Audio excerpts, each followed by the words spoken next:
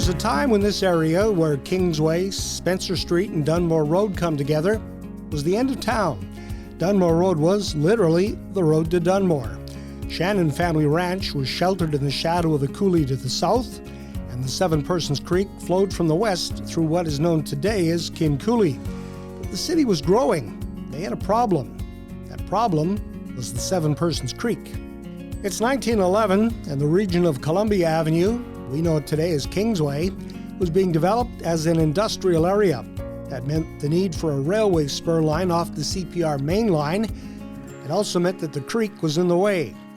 Its original course took an east to northeast turn near the foot of Dunmore Road, taking the water across 12th Street and Allowance Avenue before meandering back to the south again through the heart of the proposed industrial section that included Smelter Avenue. That's where the Alberta Foundry and Machine Shop was to be built, but a condition for development was relocation of the Seven Persons Creek. Medicine Hat News duly reported in June 1911 that tenders were called for that work, with Mr. Duncan Black awarded the job. Some of the earth that was removed was used in construction of other rail spur lines to serve Alberta Linseed Oil and the Foundry. The owners of Saratoga Park, listed then as C.S. Pingle and A.P. Burns on an early planning map, allowed the creek to be diverted to the rear of their property.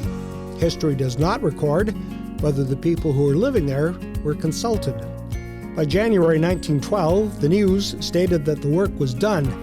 2,735 cubic yards of dirt had been removed, placed in the old creek bed near the Foundry, fulfilling the condition with that company. By that summer, Council was again debating spending another $2,250 to further divert the creek.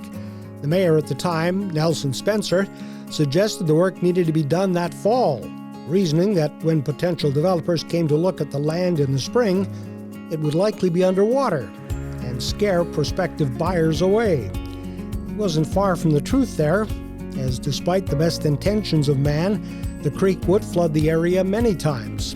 In 1953, 255 homes in the South River Flats were flooded, 1,000 people forced to evacuate.